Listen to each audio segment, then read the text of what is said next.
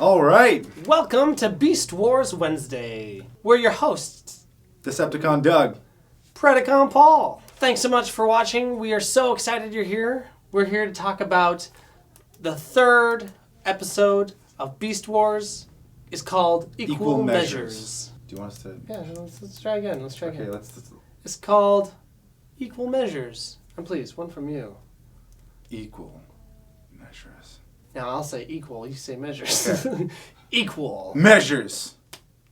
This episode starts in the Maximal base. They are prepping up some sort of operation involving these Survey posts and a bomb. Because they're still fairly new to this planet. The bases don't have a full adequate defense system yet. Yep. So right now it's premium opportunity to blow each other up. Yep. This is the time to do it. Optimus, however, calls the operation off because there's a huge storm outside. An energon storm. A lot of explosions, a lot of crystals going on kaplow, kaplow.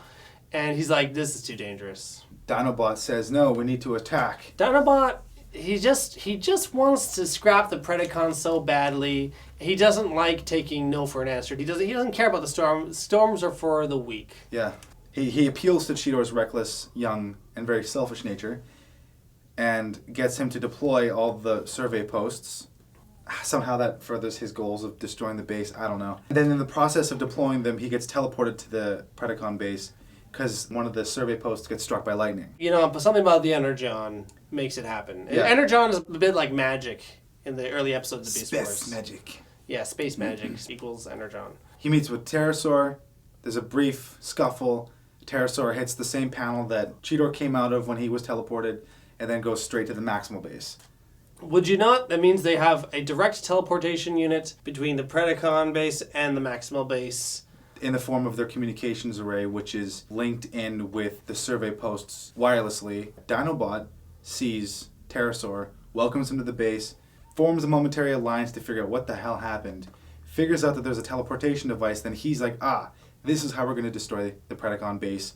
We're going to place the explosive on the panel. It then sends the explosive to the Pred base. Problem solved. But, of course, because Pterosaur is an idiot, Dinobot just simply discards him. He says, thanks, by the way, go away. Yeah. And so it flushes him out the toilet, and there's the end of Pterosaur.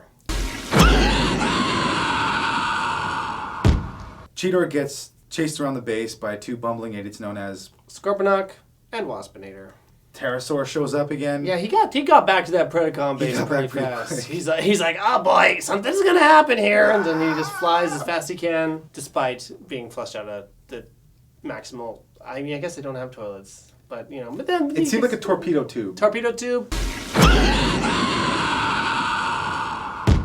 Anyway, he zoomed right back to that Predacon base. When told Megatron, and then the bomb shows up. Cheetor disarms it, or at least takes out the docking clamps because it locks itself to the base. Pterosaur flies the bomb outside of the Predacon base to save his ship and his crew, and throws it away. But he gets a little bit exploded from that. He gets barbecued. Yeah. And then Cheetor ends it back, and then it's business as usual. Yeah. Optimus is like, don't do that again, Cheetor. Although, by the way, thanks for saving our lives, but for the love of God, you gotta stop running off against my orders, please. Well, in the first two cases where the reckless Cheetor is a hindrance to the Maximals, in this case, Lady Luck was on his side because he discovered an energon source. A vein is what it's called. Mm-hmm. It's a vein of energon that goes underneath both bases, and it's massive. So if you agitate that vein by blowing up the Predacon base, it will then cascade all the way to the Maximal base,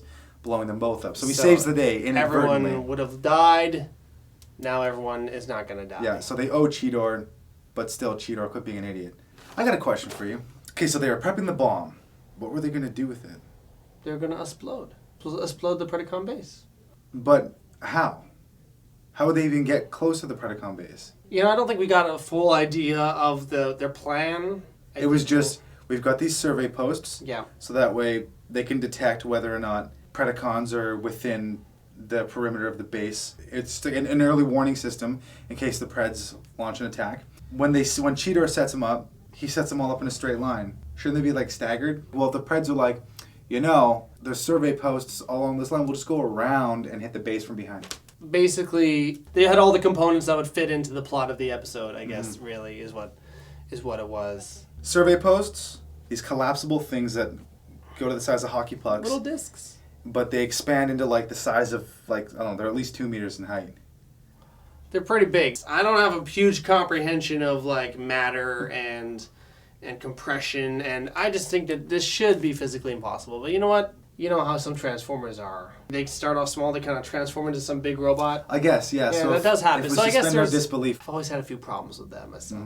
My disbelief is a little bit like, Okay, so let's talk about some of the things that we liked about the episode. This episode is very reflective of very early Beast Wars. The series is still kind of finding its footing. They were smart to kind of play off the fact that we don't exactly know where Dinobot's at, and so he's a key player in this episode, and the audience doesn't really know where he's standing either. He makes this alliance with Pterosaur. I remember not being sure as a kid, is he actually making this alliance? No, he flushes Pterosaur down the toilet. Is he loyal to Optimus? There's just a lot that isn't really known because we're still not sure as an audience who Dinobot is and what his intentions are. Yeah. But he's definitely got his own agenda kicking around, but at the same time, he's still playing ball with the Maximals. Okay, I, at the same time, didn't really know where Dinobot stood or whether we could trust him.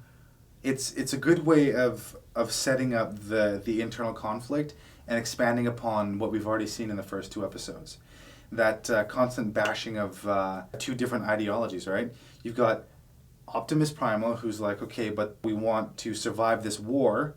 There's no reason to just flat out annihilate them. And Dinobot is like, no, we have to destroy them. It's the first code about war. You know, his ideologies come from the Predacon side, where he says, you must conquer and destroy your enemies. As opposed to just putting them at a significant disadvantage and winning against them through strategy. Which I think is a much better idea.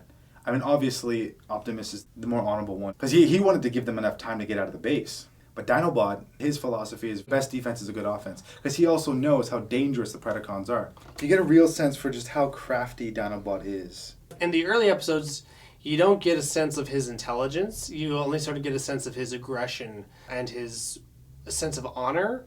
But in this one, he does kind of play like a crafty manipulator. He knows how to play Cheetor by playing to his insecurities about what Optimus thinks of him.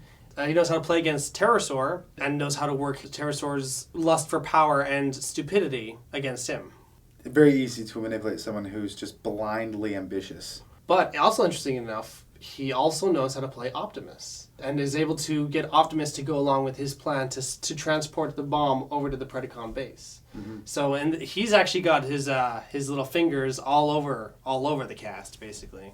Do you think that was like intentional? Do you think it was a plot device for this episode, or do you think it was an intentional character trait that they developed before when they were writing the character? It feels to me like there's intent that they wanted to develop him as a bit of a more crafty, like smarter character who can forge on his own. Well, a lot of the other characters definitely took a back seat. Even most of the Predacons, they were there just for keeping Cheetor busy. Keeping Cheetor busy, yeah. If they did anything at all in this episode, it was just to establish how uncoordinated the Predacon base is. At this point in time. I mean, like, Cheetor is running around their base by himself. He somehow gets away completely unscathed, and their base has a bunch of new holes in it now, thanks to them blasting the shit out of it, trying to get to Cheetor. If anything, they just made the Predacons look weak. That's the problem with having so many stupid enemy characters. Scorponok's a moron. A blindly loyal moron, Scorponok. Yeah, Scorponok, that almost makes him worse. Waspinator's a moron. Pterosaur is a treacherous moron. Where the heck is Tarantulas? He's probably still buried under those rocks from the web. Oh, yeah. He's still putting himself back together. Yeah. Yeah, Megatron is the only one who's really got his head set on straight at this point in time. You can tell they didn't quite have the writing of Waspinator down perfectly either, because he says, me. Me!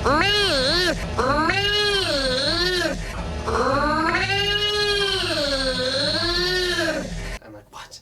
He's Waspinator. He can't say me. Maybe he refers to himself as Waspinator instead of me because he's been blown apart so many times. Oh, I see. So after getting hit with that missile, in this episode, Waspinator's brains get scrambled up a little bit. Yeah. That's probably also how he loses his eye lasers. He uses his eye lasers in this episode, and He uses them to open Tigertron's pod as well. oh, that's right. Yeah. So I guess maybe that explosion is what knocked his eye lasers out of whack. Again, they're still kind of figuring some of these characters out, and you can tell still a few growing pains in the show. There's a device in the episode to sort of like add a sense of urgency to the episode, and that's the energon vein that's underneath both bases. I guess it does make it so that neither camp can really destroy the other's base entirely, like through a huge missile or something like that. I kind of like the idea that they can't destroy each other's bases, because that would make it too easy. If there was a downside to this episode, I'd say that this has to be that at this point, Cheetor running off against orders to prove himself, kind of becoming a trope already. It happened in Beast Wars, happened in the web. Yeah.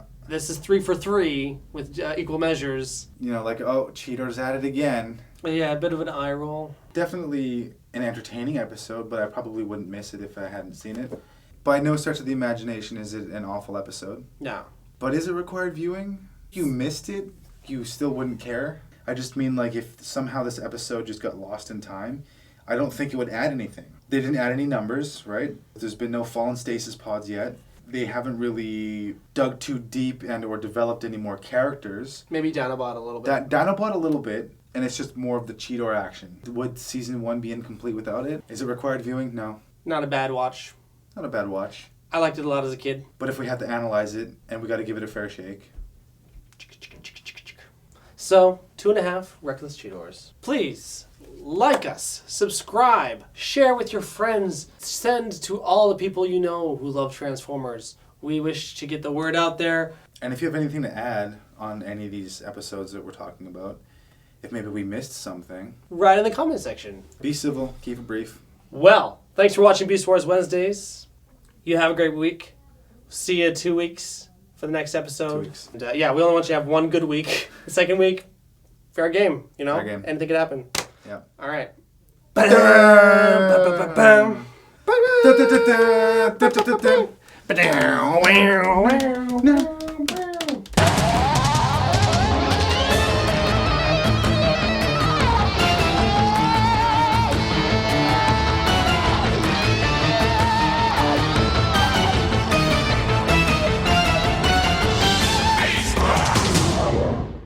Do you think Paul and I are good looking? Do you want to know what's behind this Beast Wars box? Please, drop us a line. And, okay.